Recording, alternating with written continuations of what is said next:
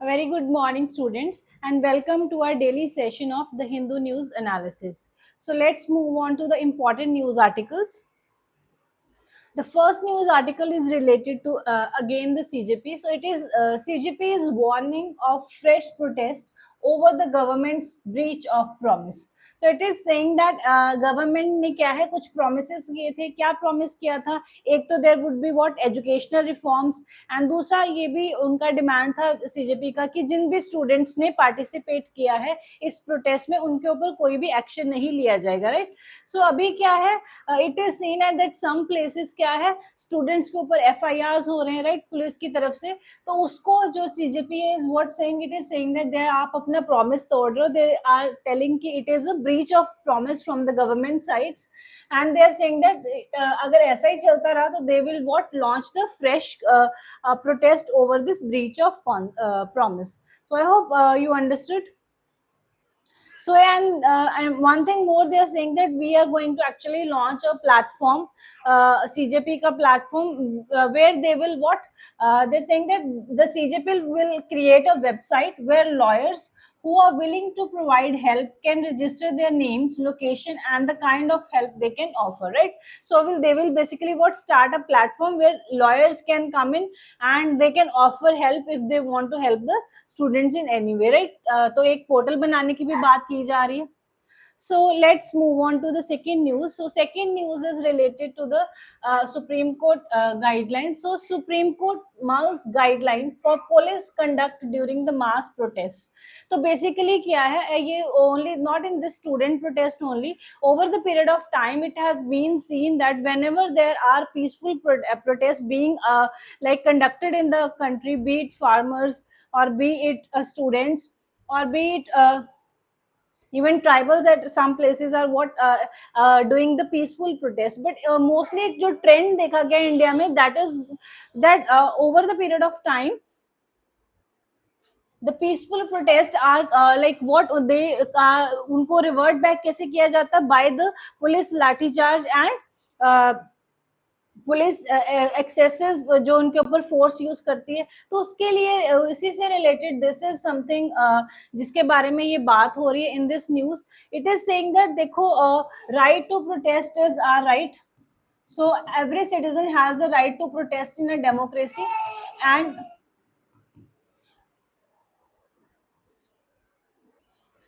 Every time there is a peaceful protest तो उसके ऊपर क्या है, we see police excesses, police lathi charge. तो वो जो राइट टू प्रोटेस्ट है वो तो आपका हार्म हो रहा है. तो we have what right to peaceful protest in a democracy. तो उसमें क्या है, they are saying that whenever there is a peaceful protest there should be a proper guidelines for police conduct during those mass protests. तो क्या होने चाहिए guidelines, वो क्या है, supreme court is going to come up with those guidelines, right. It means it is saying that merely because there is an agitation कि just because कोई protest हो रहा है, कोई agitation हो रहा है, it does not mean there should be a लाठी charge. Discipline is the integral to the democratic process. So this is what the Chief Justice of India is saying, that whenever there is a protest, इसका मतलब ये नहीं कि police के पास एक ही तरीका उसको सॉल्व करने का कि आओ और लाठीचार्ज करना स्टार्ट कर दो. Right to peaceful protest is a fundamental right. So क्या है, there should be a way of कि पुलिस खुद को कैसे कंडक्ट करे, वो कैसे ऐसी सिचुएशन में क्या है सारी सिचुएशन को कैसे हैंडल करे. तो there should be proper guidelines for those. तो उसके बारे में it is talking. Okay, let's move on to the next news, and this is a news related to the Ram Mandir donation theft. Ram मंदिर donation जो theft है काफी देर से news में है. तो इसकी इन्वेस्टिगेशन करने के लिए क्या है, गवर्नमेंट ने came up with SIT special investigation team. But ये जो स्पेशल इन्वेस्टिगेशन टीम थी, it was also under the criticism because of its membership. So what now Supreme Court is saying, Supreme Court की एक statement आई है that there should be an independent auditor in the this SIT, तो ये जो आप special investigation team बना रहे हो to probe the allegations of theft of donation at the Shri Ram Mandir Janmabhoomi temple in Ayodhya, तो इसके लिए जो आप SIT बना रहे हो, इसमें जो इवेल्युएट करने के लिए आप ऑडिटर अपॉइंट कर रहे हो, that auditor should be what, that should be an independent auditor, right. So इसके बारे में ये न्यूज थी। So I hope this is clear.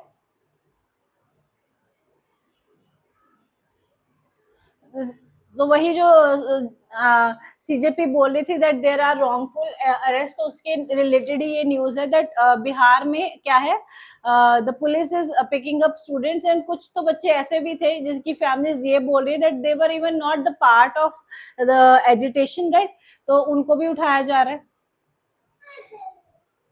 Okay, let's move on to the next news article.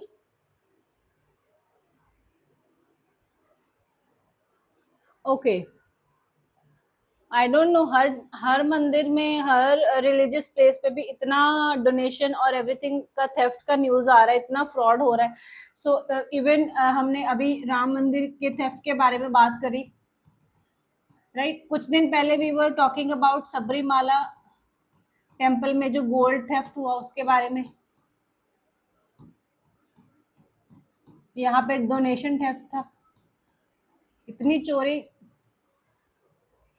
So now it is related to Madurai temple in Chennai. तो चेन्नई में Madurai temple है, 19% booked over Madurai temple trust property fraud। तो क्या है, there is a Madurai temple and उसकी कुछ property थी जो कि टेम्पल की थी, तो उसका क्या है, उसके डिस्प्यूट के लिए क्या है, 19 पीपल हैव बीन बुक्ड। तो थोड़ा सा इसके बारे में पढ़ रहे हैं। सो इलीगल रजिस्ट्रेशन करवा ली है of the properties belonging to a trust established to serve the Madurai Meenakshi temple, right? The police has registered FIR against 19 people। तो 19 लोगों ने क्या है, जो कि जमीन, जो सारी प्रॉपर्टी किसकी थी, मदुरई टेम्पल ट्रस्ट की थी, उसको अपने नाम पे इलीगली क्या है, रजिस्टर करा लिया है। तो 1.79 एकर्स की ये जो प्रॉपर्टी थी, जो कि जिसकी वैल्यूएशन क्या है बताई जा रही है that it is around 60 crore के आसपास की ये प्रॉपर्टी है, जिसकी क्या है, इन लोगों ने क्या है, गलत और फ्रॉड तरीके से अपने नाम पे रजिस्ट्रेशन करा ली है। तो इतना सब चोरी और फ्रॉड रिलीजियस प्लेसेस पे भी हो रहा है। So that is why this thing was in news.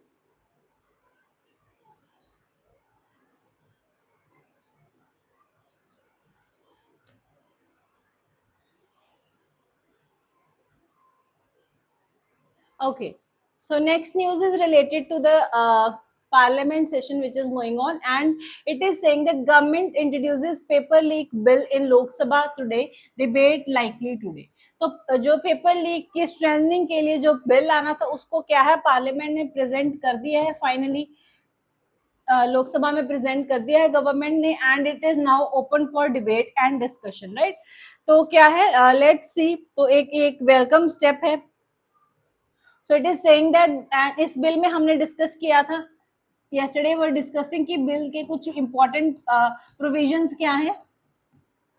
जब भी बिल पास हो जाएगा तो we'll do it in detail, but अभी जो प्रपोज्ड जो प्रोविजंस क्या है, राइट। अभी प्रपोज क्यों कह रहे हैं, क्योंकि अभी क्या है, बिल पास नहीं हुआ, वंस इट बिकम एक्ट तो क्या है, वो फाइनल हो जाएंगी। तो अभी क्या है, स्ट्रिंजेंट मेजर्स के लिए इट इज प्रपोजिंग, जिसमें क्या वो फाइन्स को इंक्रीज करने की कोई बात करी जा रही है, अप टू 10 करोड़ तक क्या है, फाइन लगाने की बात करी जा रही है, अगर यहाँ पे कोई चीटिंग माफिया एग्जिस्ट कर रहा है। अगर कोई चीटिंग माफिया पकड़ा जाता है कि एक पूरा ऑर्गेनाइज्ड नेटवर्क है जो क्या है, चीटिंग और पेपर लीक का काम कर रहा है, तो उनके ऊपर क्या है, अप टू 10 CR की फाइन लग सकती है। अगर कोई इंडिविजुअल इन्वॉल्व है तो under the act it is saying कि उसके ऊपर अप टू 5 करोड़ तक आप क्या है, फाइन लगाओ, एंड स्ट्रिंजेंट जेल इम्प्रिजनमेंट की भी बात करी जा रही है, राइट। सो ये इंपॉर्टेंट चीजें हैं जो इस बिल के अंडर डिस्कस करी गई है। Then it is also talking about the fast track courts. So what it is talking about, it is talking about कि fast track, there should be what, fast track courts होने चाहिए to like deal with the issues of अगर कोई case है related to cheating paper leak, तो उसके लिए क्या है, फास्ट ट्रैक कोर्ट होनी चाहिए जो विद इन 2 मंथ्स क्या है उसको केस को क्या है सॉल्व कर दे। तो ये सारी चीजें अभी प्रपोज है। तो let's see once the bill is pass, तो हम इसको डिटेल में वी विल डिस्कस की क्या क्या इसकी प्रोविजंस है, right. Okay, let's move on to the next news.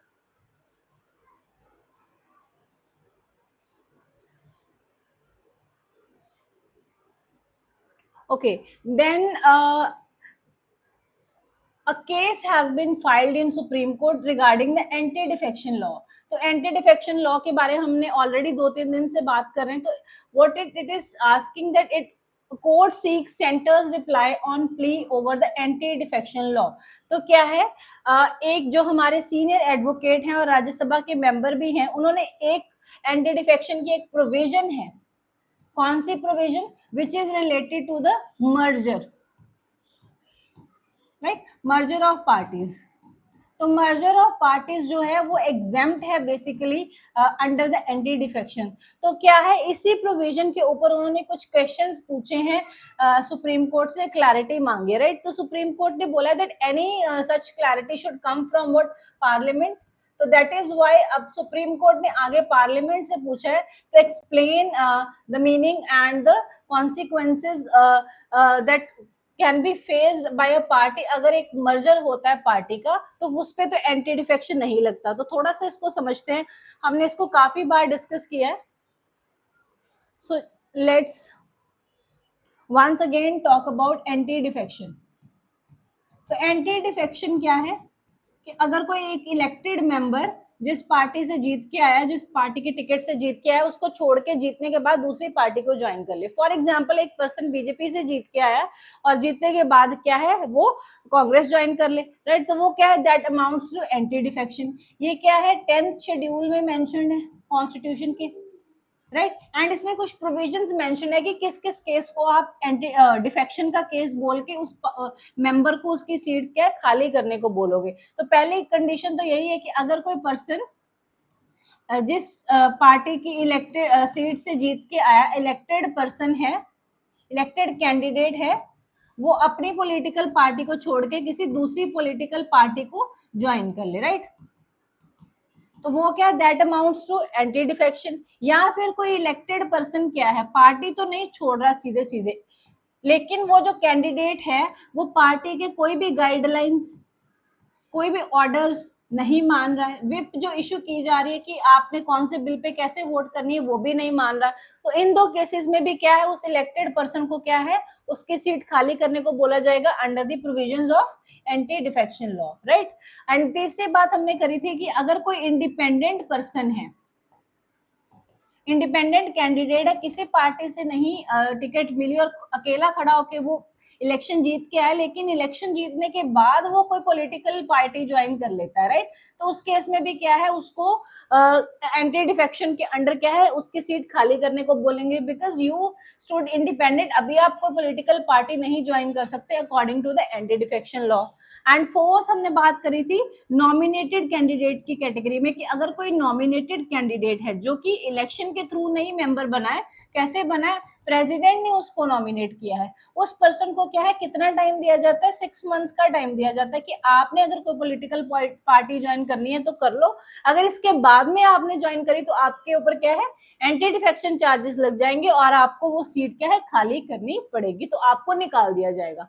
तो ये 4 कंडीशंस हैं जिसमें क्या है, आपको एंटी डिफेक्शन के अंडर क्या है, आपकी सीट खाली करने को बोला जा सकता है। So I hope this is clear, right. अब इस लॉ में एक क्या हुआ था, अमेंडमेंट हुआ था।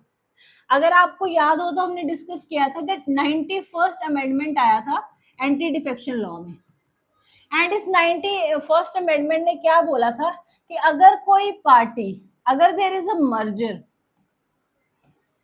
तो merger is not anti defection. अब इसको समझते हैं थोड़ा सा कि मर्जर किसको बोलेंगे।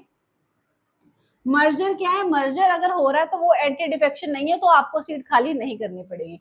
मर्जर कब होगा, जब 2/3 मेंबर्स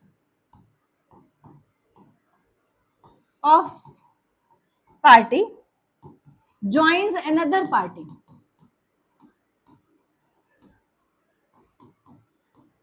राइट। तो अगर 2/3 मेंबर्स हैं जितने, फॉर एग्जाम्पल से समझते हैं, एक पार्टी है जिसके इलेक्टेड मेंबर्स कितने हैं, 30 इलेक्टेड मेंबर्स थे, right.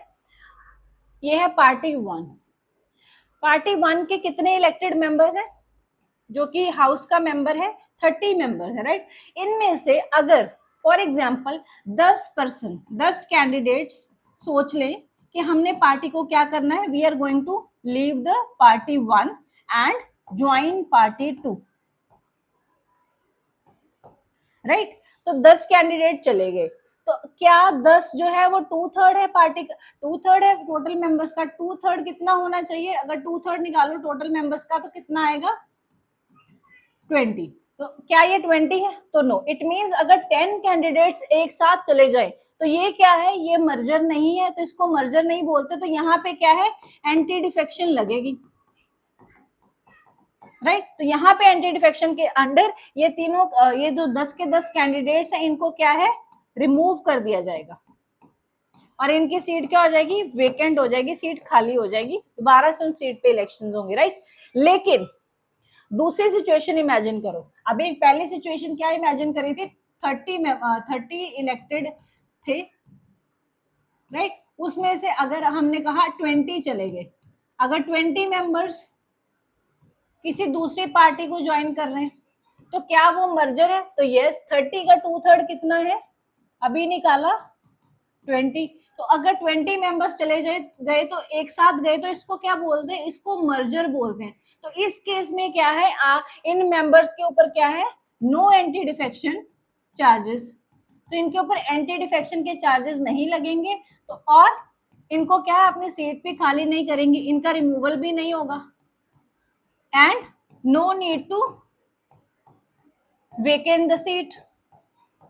So I hope the point is clear कि अगर एक ग्रुप ऑफ कैंडिडेट्स मिलके ये डिसाइड करें और एक पार्टी को छोड़ के, जिस पार्टी की सीट पे वो जीते हैं, राइट, उसको छोड़ के दूसरी पार्टी को ज्वाइन कर ले, तो क्या हो सकता है, वो मर्जर की कैटेगरी में फॉल कर सकता है। कब फॉल कर सकता है, जब मेंबर्स कितने जाएं, 2/3 जाएं या 2/3 से ज्यादा जाएं, राइट। सो 20 या 20 से ज्यादा अगर मेंबर्स चले जाएंगे, for example in this case, तो क्या है, वो मर्जर हो जाएगा और उस केस में क्या है, एंटी डिफेक्शन चार्जेस नहीं लगेंगे मेंबर्स के ऊपर और वो क्या है, कंटिन्यू कर सकते हैं। तो ये क्या है, ये तो इट इज द पर्सन जिन्होंने ये प्ली एंटर करी है in the Supreme Court, they are saying that अगर ज्यादा लोग डिसाइड करके चले जाए तो how that mistake is justified, right, या how that thing is justified. तो यहाँ पे वो एग्जांपल दे रहे हैं गोवा की, एंड ये हुआ भी है। इट इज नॉट कि हम हाइपोथेटिकल सिचुएशन में इसको इमेजिन करें, ये होता भी है। So it is referring to the situation of Goa. तो गोवा में 22 के इलेक्शन में क्या हुआ, अभी उसका ये के जो केस है ऑलरेडी कोर्ट में है, लेकिन अभी कोई आंसर नहीं आया। तो क्या था, 10 एमएलए थे, किसके, कांग्रेस के। 10 एमएलए वर इलेक्टेड फ्रॉम कौन सी पार्टी, कांग्रेस पार्टी से इलेक्टेड थे, और कांग्रेस पार्टी ने वहां पे क्या है, गोवा में गवर्नमेंट बना ली, राइट। तो 10 इलेक्टेड एमएलए थे and they what, and ultimately क्या हुआ, उनमें से 2/3 व्हाट, तो 10 एमएलए थे, किसके इलेक्टेड थे, कांग्रेस के, राइट। इसमें से 10 में से 8 चले गए और इन्होंने जाके आम आदमी पार्टी ज्वाइन कर ली और इनके ऊपर कोई भी एक्शन नहीं हुआ, नो एक्शन। क्यों, क्योंकि वो कह रहे हैं हम, this is not what anti defection, this is what it is merger. Because अगर 10 का 2/3 निकालोगे तो कितना आएगा, निकालो,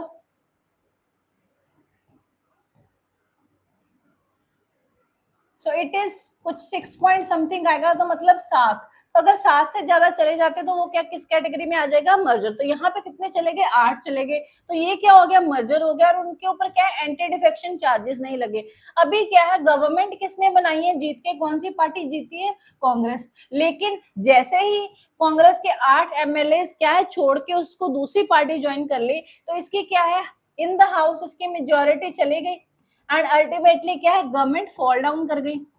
तो this is what the question जो है रेज किया जा रहा है by the Kapil Sibal, that अगर ऐसा होता है और मेजॉरिटी ऑफ मेंबर्स क्या है, एक पार्टी को जिसकी टिकट से वो जीते हैं उसको छोड़ के दूसरी पार्टी को चले जा ज्वाइन कर लेंगे, तो वो कहते हैं कैसे स्टेबिलिटी इंश्योर कर सकते हो। ऐसे तो जो पार्टी पहले मेजॉरिटी में थी, अगर उसमें से बहुत सारे मेंबर्स चले जाएं तो क्या है, it can convert into minority, वो माइनॉरिटी में कन्वर्ट हो सकती है by the way of what, merger. और उल्टा भी तो सही है, पहले वो जैसे आम आदमी पार्टी क्या थी, पहले मिनोरिटी में थी, लेकिन मर्जर के बाद में क्या वही पार्टी क्या बन गई, मेजोरिटी में। तो कहते तो nothing is sure and nothing is stable. So ये जो है condition of merger under the anti defection, इसके ऊपर क्या है, रीथिंक करने की जरूरत है। So this is why he has raised the question in the high court, Supreme Court. So I hope this is clear that सारे प्रोविजंस क्या है इन डिटेल। एंड आपने मुझे कमेंट सेक्शन में बताना है, हमने बहुत बार डिस्कस किया है, who decides that anti defection provisions लगेंगी।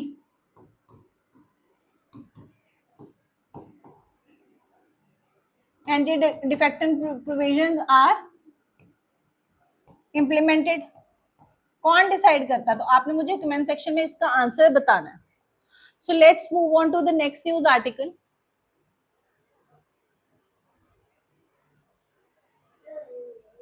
Okay, so this is something related to the water security crisis जो इंडिया में है। सो इंडिया में क्या है, बहुत सारा water security crisis is existing. So it is saying that how political term can majorly fix urban India's water woes. तो वो बेसिकली इसमें ऑथर ये कहने की कोशिश कर रहा है कि अगर कोई भी पॉलिटिकल पार्टी जो इन पावर है अच्छे मन से सिर्फ एक टर्म के लिए, वो पॉलिटिकल पार्टी अच्छे मन से उस अपनी एक टर्म में क्या है, अच्छे से रिफॉर्म्स लाए, तो that one term is enough to ensure that there is water security in urban India,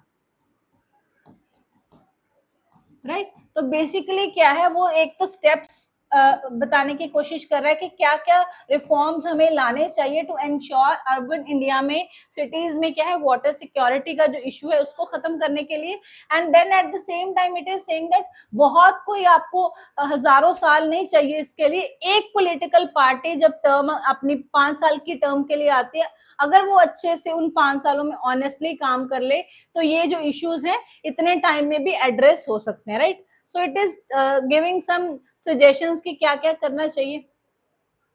so it is saying that first of all क्या है, सिटीज में रादर देन ओनली रिलाइंग की जो रिवर से क्या है पानी आएगा, दूर जो आपके आसपास सिटी के पास जो रिवर्स आती है उससे क्या है वाटर आपके घरों में आ रहा है थ्रू टैप सप्लाई,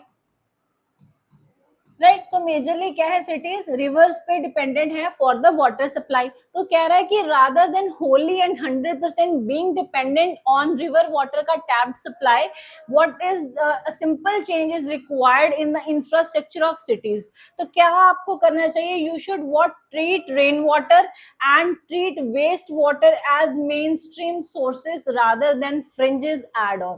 तो क्या है, दो चीजों पे फोकस करना चाहिए विद फुल अटेंशन कि there should be what rain water harvesting, जो क्या है बारिश का पानी आ रहा है उसको हार्वेस्ट करना चाहिए। बिल्डिंग्स का इंफ्रास्ट्रक्चर इस तरीके से होना चाहिए that the rain water is properly harvested. And second it is talking about, and secondly क्या है, there should be what proper management of waste water.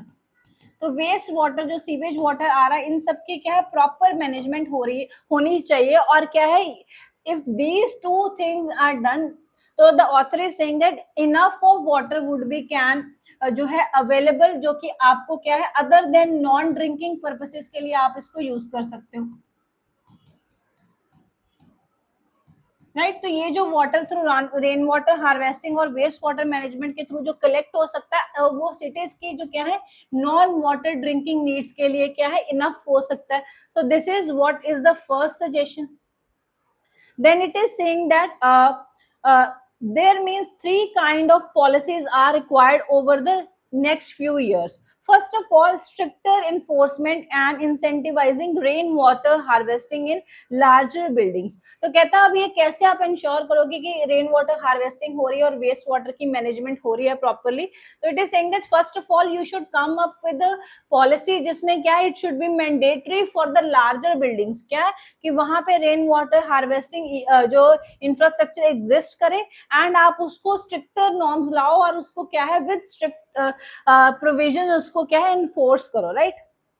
Then it is saying that a clear plan to route treated wastewater to high demand users who do not need drinking water quality. और ये जो आप सारा water you are going to collect using rain water harvesting and the waste management से जो sewage का जो आप वाटर सारा क्लीन करके कलेक्ट कर रहे हो, आपको एक प्रॉपर लेआउट बनाना चाहिए और उन सब एरियाज को सप्लाई करना चाहिए. जैसे इंडस्ट्रीज हैं, जैसे कंस्ट्रक्शन सेक्टर है, राइट, जैसे फ्लशिंग नीड्स के लिए. तो जहाँ पे क्या उन सारे एरियाज को जो जिनका वाटर डिमांड का जो डिमांड बहुत ज्यादा है लेकिन उनको क्या ड्रिंकिंग पर्पसेस के लिए नहीं चाहिए, तो वहां पे आप ये जो सारा वाटर है उसको सप्लाई कर सको. इसका एक प्रॉपर प्लान बनाओ कि कैसे कैसे आप ये सारा सप्लाई करोगे. Then it is saying that a city that meets a quarter of these needs through rainwater and reused water would be less at the mercy of reservoirs and the overstressed aquifers. तो अगर आप ऐसा कर ले हो तो आपकी क्या है डिपेंडेंस कम हो जाएगी on the rivers and the aquifers जो ऑलरेडी क्या है ऑलरेडी बहुत ओवरस्ट्रेस चल रहे हैं, right. Then next thing it is saying that ये जो पब्लिक यूटिलिटी ऑफिसेज हैं, right, they face departmental political and regulatory constraints, right. तो ये जो सारा सबसे पहले तो क्या है इंडिया में एडमिनिस्ट्रेटिव इश्यूज भी हैं. तो ये जो पब्लिक यूटिलिटी डिपार्टमेंट्स है जिनका ये काम है वेस्ट वाटर मैनेजमेंट करना एंड रेन वाटर हार्वेस्टिंग के लिए प्रमोट करना और सीवेज ट्रीटमेंट, ये सारी जो चीजें हैं यहाँ पे क्या है बहुत सारा क्या है रेगुलेटरी लैप्सेस हैं, उसको एड्रेस करने की जरूरत है. तो उसके लिए क्या करो, there should be clarity in responsibility कि कौन किस पर्पस के लिए कौन किस चीज के लिए would be responsible. That is something जिसकी प्रॉपर एक क्लैरिटी चाहिए और there should be what a clear mandate and as well as support from the state government, तभी ये हो सकता है, right. Then it is saying that you also third thing it is saying that you also need to measure the losses, measure as well as manage the losses. तो it is saying that जब आप reverse और aquifer से पानी लेते हो और उसको थ्रू टैप्स लोगों के घर घर तक पहुंचाते हो, राइट, तो आप हाउस होल्ड को पहुंचा रहे हो that through tap water facility. But ये जो वाटर यहाँ से यहाँ तक पहुंचने तक there is a huge wastage due to what leakages हैं. पाइपलाइन सिस्टम क्या अच्छा नहीं है, उसमें बहुत सारी लीकेजेस हैं, तो बहुत सारा वाटर क्या है वो लोगों तक पहुंचने से पहले ही वेस्ट हो जाता है. सो उसके बारे में there should be proper way of managing and what measuring that losses. It is saying that आपको एक पूरा मैपिंग सिस्टम बनाना चाहिए and you should what install what bulk meters at key points so that you understand कि कहाँ पे कैसे loss हो रहा है, उसको कैसे मैनेज करना है. Just a second.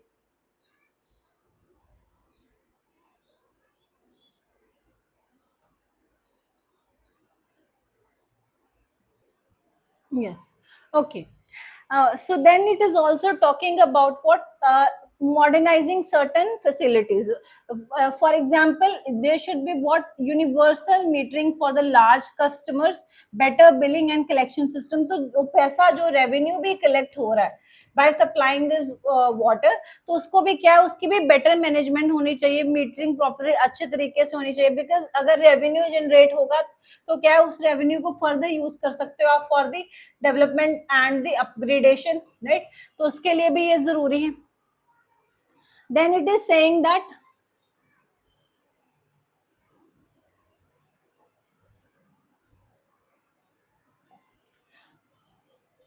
National per capita incomes have their place, but cities can use local data to prioritize a guaranteed minimum amount of safe water for every resident.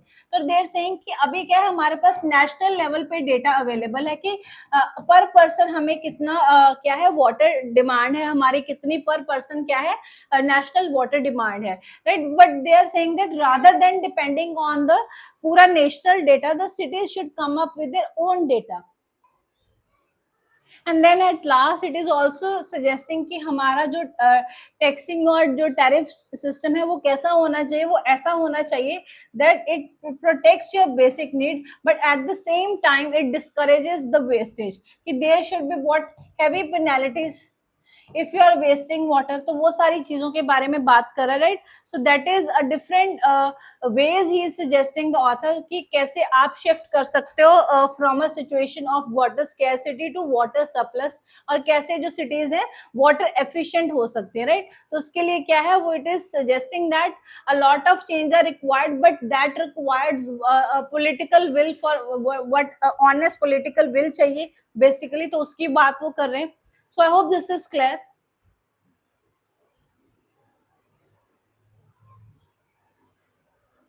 Okay, let's move to the editorial page. And first editorial is related to the forced labor जो guidelines की हैं और tariff guidelines जो हमने देखी थी. तो क्या है, यूएसए ने क्या है कुछ टैरिफ्स लगाए हैं कुछ कंट्रीज पे, ऑन सम कंट्रीज. क्यों लगाए? टू एंश्योर कि फोर्स लेबर से जो गुड्स आते हैं वो उनकी कंट्री में क्या है ना आए. फोर्स लेबर से जो बने मैन्युफैक्चर्ड गुड्स हैं वो यूएसए की इकोनॉमी में एंटर ना करें. But it is the author is saying that. And दूसरी बात हमने ये डिस्कस कर रखा था, ये कौन से एक्ट के अंडर लगाए, तो सेक्शन 301 था जो यूएसए का trade act, USA trade act का, उसके अंडर ये टैरिफ्स लगाए हैं, राइट. तो the author is saying that ये बेसिकली दिस इज इतना कोई जो है यूएस एडमिनिस्ट्रेशन का इतना कुछ वो अंदर से सॉफ्टनेस नहीं आ गई फोर्स लेबर को के लिए. इट इज सेइंग दैट ये this is another way of what applying the tariffs, because last year क्या थे, Trump government has come up with temporary tariffs जो क्या है उन 10% के आसपास लगाए गए थे सारे कंट्रीज पे एज अ पेनल्टी, राइट. तो वो तो अभी क्या है हट गए, तो अब उसको इंश्योर करने के लिए कि वो 10% किसी तरीके से कंटिन्यू रहे, तो एक नया मेथड ढूंढ लिया है under the section 301 on the pretext of कि आपके जो प्रोडक्ट्स हैं they are manufactured using force labour. तो उस कॉन्टेक्स्ट में it is saying that now it is levying tariffs on the countries. But वो बता रहे कि double standards do exist in this thing. तो उसी के बारे में it is saying that if stopping force labour was the primary focus, कि अगर इसी इंटेंशन के साथ लगाए जाते कि फोर्स लेबर क्या है इसको रोकना है इसीलिए हम टैरिफ लगा रहे हैं, तो tariff would have been applied equally across all the offenders regardless of trade deal status. So what is author saying that कि जिस कंट्री के साथ यूएसए की क्या है कोई ट्रेड डील साइन हुई है, if any country, for example it is giving the example of Switzerland and some European nations, कि जिनका कुछ उन कंट्रीज का यूएसए के साथ क्या है ट्रेड डील साइन हुआ, तो कहता उन कंट्रीज पे तो ये जो टैरिफ है नहीं लगाए गए, और वो कंट्री जिनके साथ जो यूएसए का ट्रेड डील नहीं है उनके ऊपर क्या है ये 10% आपने लगा दिए. कहते अगर तो आपका इंटेंशन था कि फोर्स लेबर को ही रोकना था तो फिर फर्क नहीं पड़ना चाहिए था कि उस कंट्री के साथ आपकी ट्रेड डील है या नहीं है. अगर वो ऑफेंडर है तो उसके ऊपर आप टैरिफ लगाओ. बट देखने को क्या मिला है कि there are some offender countries, right. Offender तो वो है लेकिन उनके साथ क्या है ट्रेड डील साइन हुई है, तो इसलिए उनके ऊपर क्या है टैरिफ्स नहीं लगाए. और दूसरी तरफ क्या है कुछ ऐसी कंट्रीज जहां पे जो ऑफेंडर नहीं है लेकिन उनके साथ ट्रेड डील नहीं है, जैसे इंडिया की बात कर लो, तो क्या है इनके ऊपर टैरिफ लगा दिया. तो this is saying that agenda was not to address the issue of force labour, agenda was what just charging the tariffs. Then it is saying that India has done, India ने क्या किया हमने कल discuss किया था, that as soon as 12.5% के tariffs लगाए गए इंडिया के ऊपर, तो इंडिया ने क्या कर दिया अनाउंस कर दिया अपनी फॉरेन पॉलिसी में कि हम उस किसी भी कंट्री से क्या है प्रोडक्ट्स बाय नहीं करेंगे जहां पे जो मैन्युफैक्चरिंग हो रही है थ्रू फोर्स लेबर हो रही है, राइट। तो जैसे ही इंडिया ने ये अनाउंसमेंट किया, सिर्फ अनाउंसमेंट करने के बाद ही, अभी इम्प्लीमेंटेशन तो अलग बात है, बस अनाउंसमेंट ही किया और ये जो 12.5% है इसको रिड्यूस करके कितना कर दिया, 10%, राइट। तो ये इट इज सेइंग दैट दो India has done well to reduce the proposed 12.5 tariff to final 10%, making it better than of its competitors, but कहता just by giving a notification आपने ये reduction कर दिया, तो it is showing your intention कि how much you are interested in dealing the issue of what this forced labor. So it is saying that it in a way is signaling to the world that अगर आपके USA के साथ trade deals हैं, अच्छे relation है, तो आपके ऊपर कम टैरिफ्स लगेंगे. तो it is saying that author at the end is concluding that ऐसी कोई भी जो सिचुएशन जो आपको दिख रही है, this should not push India towards having a deal with USA. हमें यूएसए के साथ ट्रेड डील तभी करनी चाहिए और उसी टर्म्स पे करनी चाहिए जो हमारे डोमेस्टिक इंटरेस्ट को क्या है एंश्योर करे, रादर देन ऐसे जो टैक्टिक्स है यूएसए थ्रो करता है over the period of time, क्या है उनके बहकावे में आके हमें उनके साथ कोई डील साइन करने की जरूरत नहीं है. So right, this is what the author is saying. So let's move on to the second editorial and it is related to USA और सऊदी की जो हमने कल डिस्कस करी थी. यूएसए और सऊदी के बीच में क्या है, civil nuclear deal has been signed. तो उसके बारे में it is saying that all art no deal. So it is saying that Donald Trump miscalculated time and substance of Saudi nuclear deal. तो कहता है जो टाइमिंग है गलत हो गई है as per the author. Author कह रहा है कि इससे बुरा कोई टाइम एग्जिस्ट नहीं कर सकता था जब यूएसए को सऊदी के साथ ये डील करनी चाहिए थी, right. First of all they are saying कि आप एक तरफ क्या है, USA is fighting Iran on the issue of uranium enrichment की आप यूरेनियम इनरिच करके क्या है you will what form nuclear weapon, and उसी टाइम पे you are what signing a nuclear deal with another country and you are not even strictly imposing certain norms. जैसे आपने क्या है उनके ऊपर additional protocol is not the part.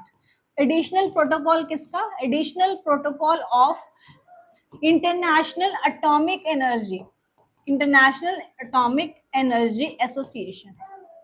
ये क्या है, ये एक ऑर्गेनाइजेशन है जो इंश्योर करता है दैट कि जो न्यूक्लियर प्रोलिफरेशन ना हो और न्यूक्लियर एनर्जी का यूज है वो पीसफुल पर्पसेस के लिए ही हो.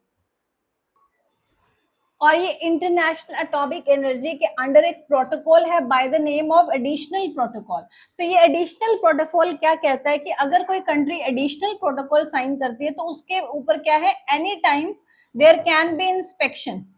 उनके जो न्यूक्लियर टेक्नोलॉजी के न्यूक्लियर रिएक्टर्स और न्यूक्लियर टेक्नोलॉजी का जितना भी सारा सेटअप है उसके ऊपर कभी भी इंस्पेक्शन हो सकती है just by giving a short notice, right. तो उनके ऊपर क्या है जो आपकी है क्या इंस्पेक्शन हो सकती है. ये जो एडिशनल प्रोटोकॉल है इसको क्या है यूएसए ने अपनी ये यूएस न्यूक्लियर सिविल डील का जो यूएसए सऊदी सिविल डील का पार्ट नहीं बनाया. तो इट इज सेइंग दैट एक तरफ तो आपने क्या है, पहली बात उनको क्या है एडिशनल प्रोटोकॉल भी साइन नहीं करवाया, राइट. तो क्या है आपकी जो डील है it is what less stringent towards what Saudi Arabia.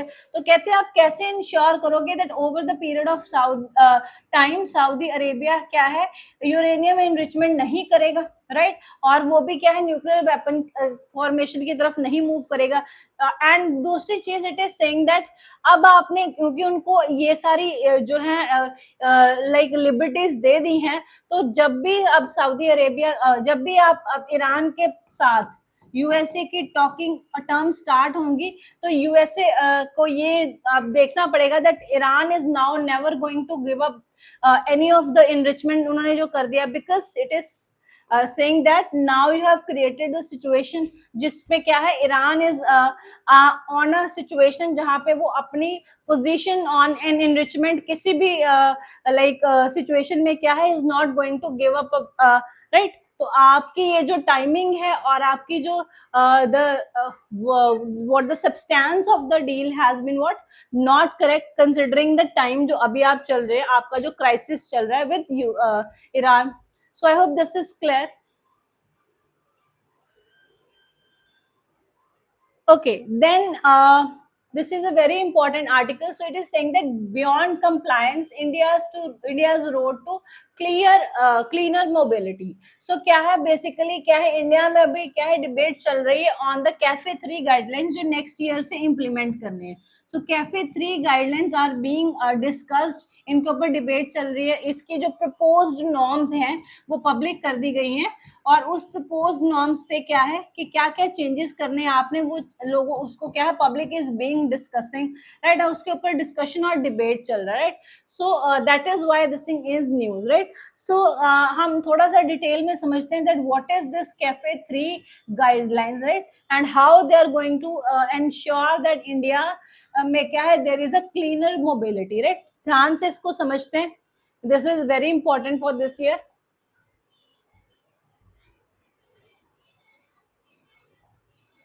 So what are CAFE guidelines. पहली बात तो यही है राइट. एंड अभी क्या है we are talking about CAFE 3. तो समझते हैं नाम का. पहले CAFE stand for corporate average fuel efficiency. सारा मतलब नाम में ही है अगर आप ध्यान से समझो तो क्या है ये फ्यूल एफिशिएंसी की गाइडलाइंस है. किस चीज के रूल एंड रेगुलेशंस है. किस चीज के लिए रूल्स है. रूल्स है कि कितना एफिशिएंट होना चाहिए फ्यूल. तो फ्यूल कितना एफिशिएंट होना चाहिए राइट उसके क्या है फ्यूल एफिशिएंट स्टैंडर्ड्स कि क्या आप स्टैंडर्ड्स मेंटेन करो कि फ्यूल कितना एफिशिएंट हो एवरेज लेवल पे. तो एक एक जो व्हीकल का नहीं निकालना है ओवर क्या है सारों का टोटल करके एवरेज निकालना है. तो एवरेज फ्यूल जो यूज हो रहा है उसकी एफिशिएंसी निकालनी है. अब एवरेज किसकी करनी है. कॉर्पोरेट. कॉर्पोरेट मतलब क्या कंपनी. तो एक ऑटोमोबाइल कंपनी एक कोई भी ऑटोमोबाइल कंपनी समझ लो. एग्जाम्पल ले रहे हैं समझो एक ऑटोमोबाइल मैन्युफैक्चरर है. For example it is Mahindra and Mahindra right. तो ये क्या है महिंद्रा एंड महिंद्रा क्या है ऑटोमोबाइल सेक्टर की एक कॉर्पोरेट कंपनी है राइट. कॉर्पोरेट है किस सेक्टर में ऑटोमोबाइल में. इनका काम क्या है they manufacture different type of vehicles. Trucks भी आते हैं इनकी कार्स भी आती है जीप्स भी आती हैं right.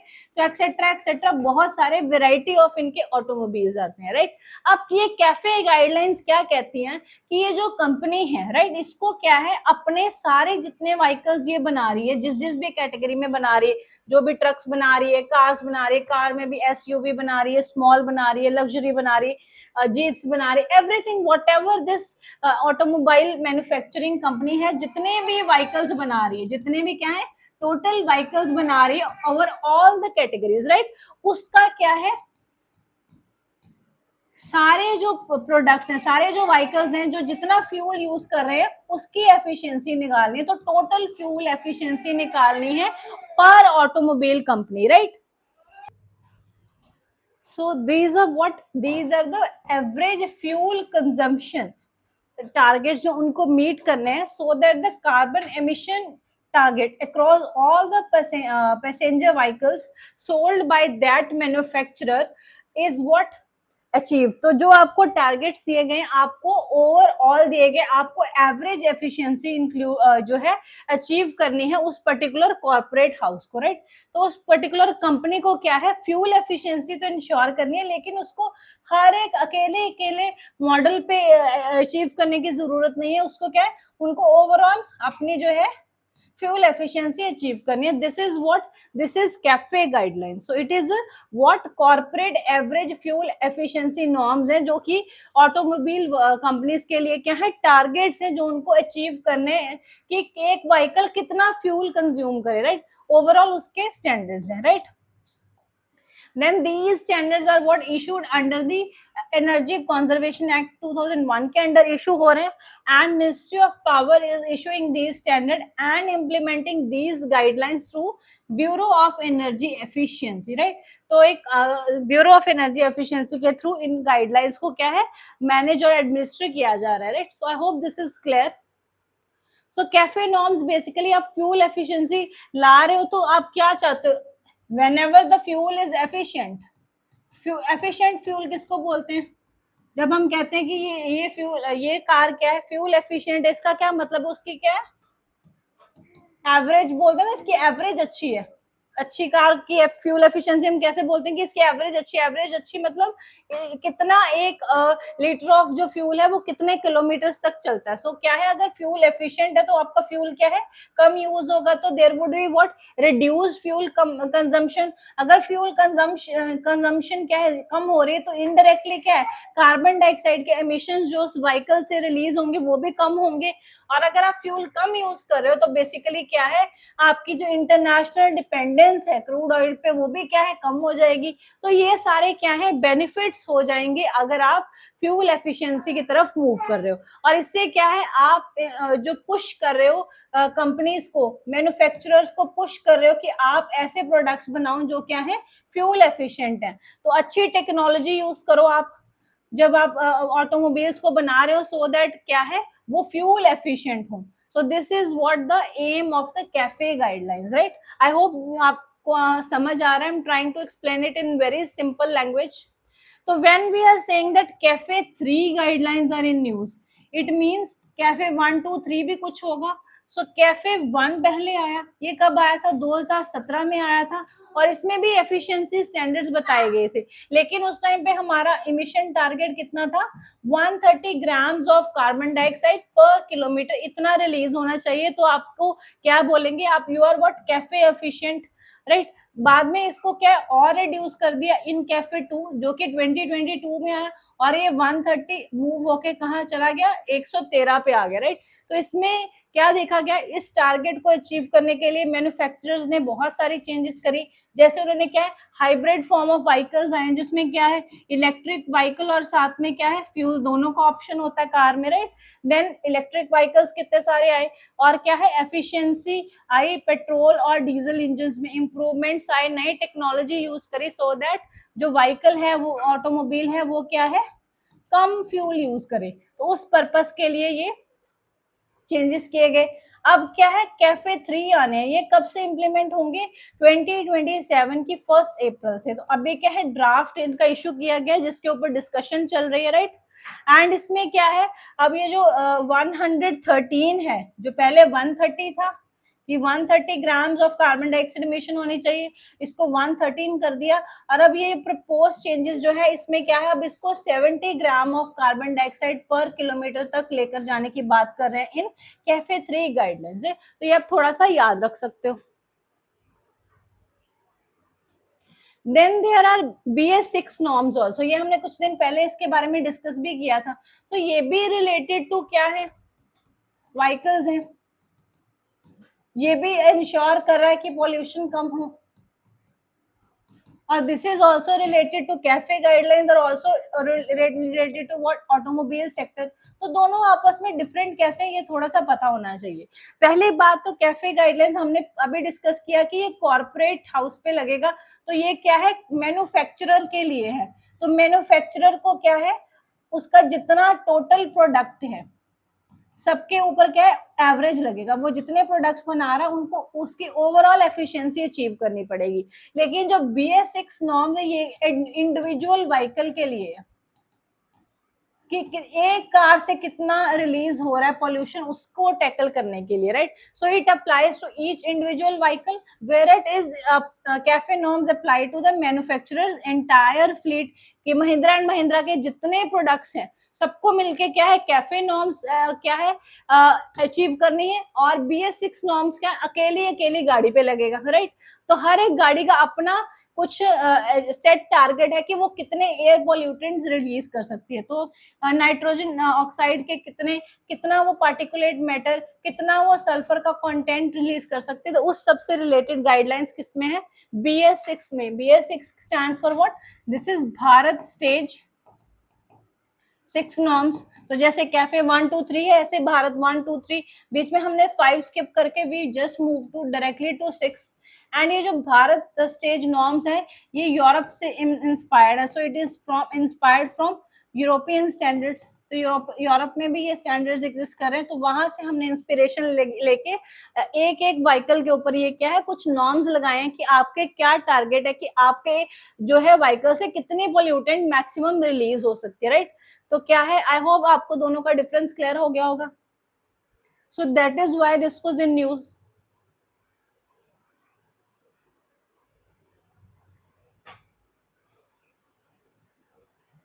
So let's move on to the next news article. And it is talking about the reforms in the education sector. तो बहुत सारे रिफॉर्म्स अंडर द वे हैं, राइट। तो उनके बारे में ये मेंशन कर रहा है that what all reforms we can expect over the period of time in the education sector, right. तो first of all we know कि नेशनल एजुकेशन पॉलिसी जो 2020 में आई थी, एक कंप्लीट ओवरऑल करने की बात करती है to the education system.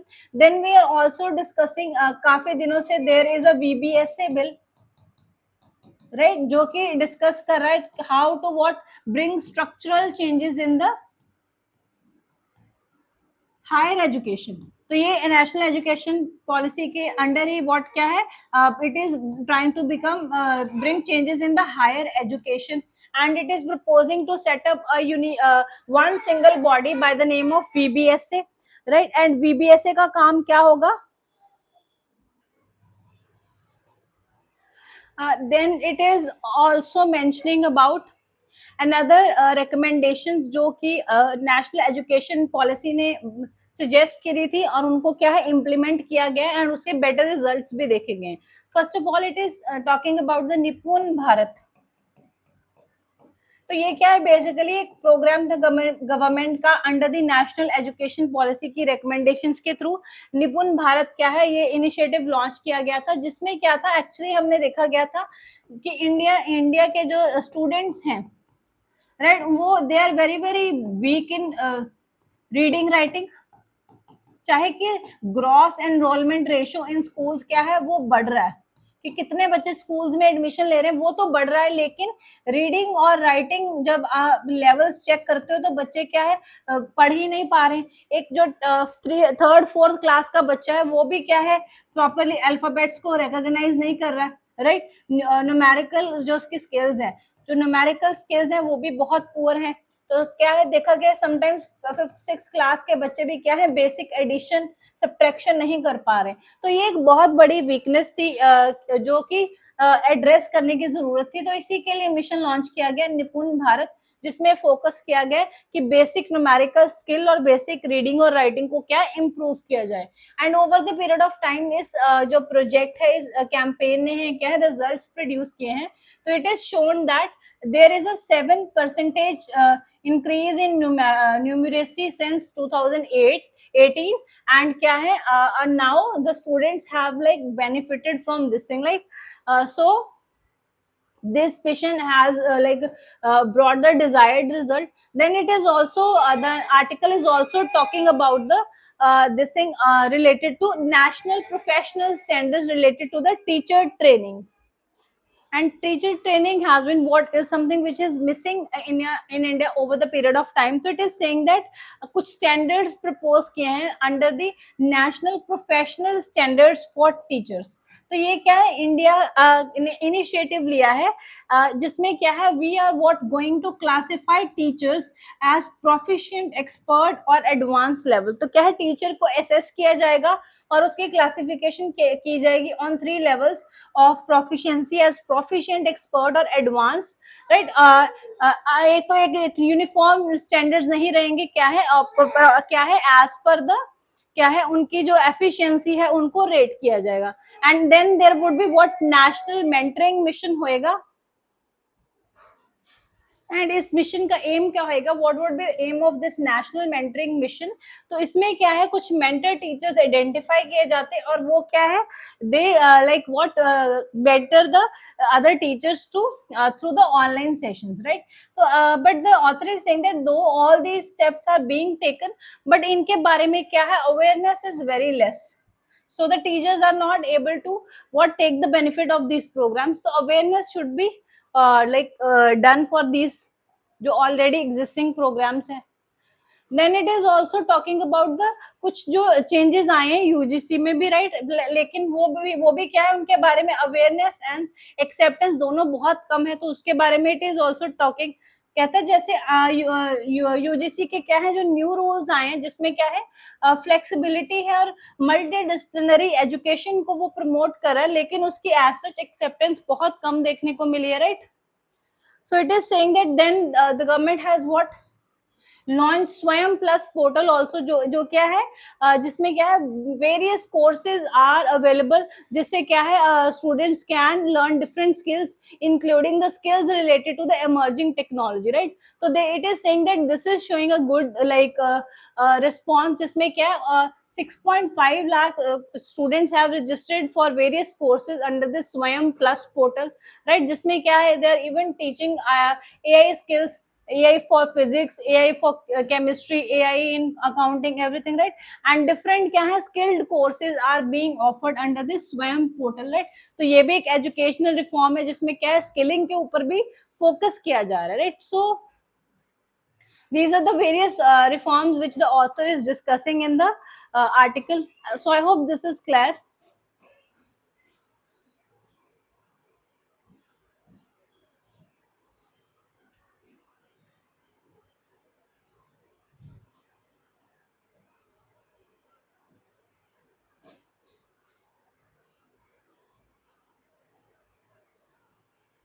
Okay, and this is again the development and discussion related to the ongoing Iran and US issue. As you know that now houthis have what interfered and intervened, and they have started hitting on the Saudi Arabia के जो ships हैं in the Red Sea area, right? So उसके बारे में it is talking that how this is going to affect the world trade. And then also this is a statement for Iran which is coming, that Iran say that it still control Hormuz and not involved in negotiation with US. So क्या हुआ है, 13 days के बाद consecutive bombing के बाद finally क्या है, from last 2 days USA has stopped bombing and put a pause to it. So USA ने pause किया, तो even Iran has in response what paused the bombing. So this is what is the latest development, because the top administration is in the Washington is like what asking Trump to suspend this campaign, because they are suggesting कि अगर इससे bombing से कुछ निकलना होता, कुछ achieve करना होता, तो अभी तक कर लिया होता, तो एज सच कुछ हो नहीं रहा, तो we need to what change the way. So क्या है, उसी चक्कर में maybe this halting has take place. तो because Iran USA is not bombing, so in return Iran is also not bombing, right? So क्या है, अभी एक like unsaid stop ceasefire हो गया, right? So let's see what happens in the future. And then it is talking about the how these जो blockade create करा है in the this Red Sea area. So with how these blockade on Saudi Arabia, Bab el-Mandeb returns to the center stage. तो क्या है, ये already क्या है, disputed area रहता है, and फिर से it has come to the center stage after the Yemen this how these ने क्या है, इसको इस पे ब्लॉकेड लगा दिया. अभी क्या है, बेसिकली क्या है, तो हाउदीज ने क्या है, इशू करी है वार्निंग्स, थ्रेट वार्निंग्स, ईमेल भेजे टू द शिपिंग कंपनीज कि अगर आपने क्या है, रेड सी के रूट के थ्रू और बबल मंदेब के थ्रू आपकी शिप्स आई, तो we are going to attack. तो क्या है, अभी कमर्शियल कंपनीज है वो डर गई है कि ऐसे नुकसान होगा, और क्या है, बहुत सारा इसका इफेक्ट देखने को मिला है, that there is a drop in the usage of this trade route.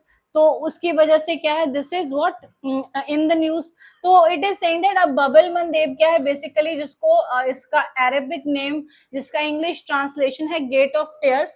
तो ये क्या है, it is again in news, and as we know that this connect what Red Sea to the Gulf of Aden. And Gulf of Aden से होके क्या है, this connect to the Indian Ocean. तो हमने डिस्कस किया था that जितना भी यूरोप से ट्रेड हो रहा है, तो यूरोप से ships enter into Mediterranean Sea, Mediterranean Sea से they using Swiss canal. So I hope you remember this whole route, एक बार फिर से डिस्कस कर लेते हैं। So this is what this is, imagine this is Europe, and Europe से what ships are coming, right? They enter the Mediterranean Sea. By passing the Mediterranean Sea, they enter the Suez Canal near Egypt, right? तो Suez Canal को क्रॉस करके they enter the area of Red Sea. Red Sea के पास एक choke point है Yemen के पास जिसका नाम है बबल मंदेब। सो बबल मंदेब क्या है, connects this Red Sea to the Gulf of Aden, and Gulf of Aden को क्रॉस करते हुए ये शिप्स किसका पार्ट बन जाती हैं, they like enter Indian Ocean, and then simultaneously and further they what moves to India, and वहां से भी क्या है, अगर कहीं और प्रोडक्ट्स जाने तो using other routes that is the Strait of Malacca, they can what enter the other countries, Southeast Asian countries also। तो ये एक रूट है। सो जो यूरोप का ट्रेड इंडिया के साथ मैक्सिमम हो रहा है वो इस रूट के थ्रू हो रहा है, राइट? तो this is for example Africa and this is Saudi. So ये अफ्रीका का मैप है, दिस इज मेडिटेरेनियन सी। तो अभी शिप्स क्या है, ये यूरोप है, यहाँ से क्रॉस करके मेडिटेरेनियन इधर से एंटर होते हुए they are following this route, right? तो ये शॉर्टेस्ट रूट है जो यूरोप को कनेक्ट कर रहा है इंडिया के साथ, and this is Indian Ocean. But if this area is blocked, तो क्या है, ये शिप्स को क्या है, rather than moving to Mediterranean they have to like cross all of this area and then come to India। तो you can see कि कितना the route is उससे ज्यादा लंबा है, तो क्या है, टाइम ज्यादा लगेगा, राइट? और कॉस्ट भी ज्यादा क्योंकि ज्यादा फ्यूल यूज होगा, और कुछ प्रोडक्ट्स तो पेरिशेबल नेचर के होते हैं तो इतने दिन में तो वो खराब भी हो सकते हैं, right? So that is why it is saying that अगर ये एरिया ब्लॉक होगा तो ये जो रूट है ब्लॉक हो जाएगा, और जो सारे शिप्स हैं इसको कहाँ से आना पड़ेगा, crossing this area, and this is what Cape of Good Hope. तो इधर से उनको आना पड़ेगा क्रॉस करके। तो this will create a lot of economic losses to the commercial companies, right? That is why ये जो conflict है now it is going to affect the whole world, not only just West Asia। So this is what the this thing the article is talking about, right? Then another thing जो इसमें mentioned है that for Houthis क्या है, ये जो bubble मंदेब है ये सिर्फ एक कमर्शियल शिपिंग लेन नहीं है उनके लिए। क्या अब उनके पास हाउदीज के पास कोई नेवी तो एग्जिस्ट नहीं कर रही, राइट? तो जिसकी वजह से वो क्या है, जिसको यूज करके वो इस रूट को कंट्रोल कर लें। तो उनके पास तो ऐसे टेक्टिक्स ही है थ्रेटनिंग वाले, और क्या यूज कर सकते हैं, वो ड्रोन्स यूज कर सकते हैं, और शिप्स के ऊपर क्या है, ड्रोन्स के थ्रू क्या है उनको हर्ट कर सकते हैं, बैलिस्टिक मिसाइल्स के थ्रू अटैक कर सकते हैं, और जो शिप्स हैं उसको हार्म कर सकते हैं। तो ये सारे के थ्रू ही they are going to what create a situation of threat in the area. तो वही वो यूज कर रहे हैं, right? And they are what trying to like put a stop to the this trade route and what create pressure on the USA, right? तो ये सारा is happening in the this Bab el Mandeb and Red Sea वाले area। So I hope this is clear। हमने इसको बहुत बार discuss कर लिया। So this was all from my side, student। Thank you so much, and if you have any doubt feel free to ask me in the comment section। Thank you so much, have a great day।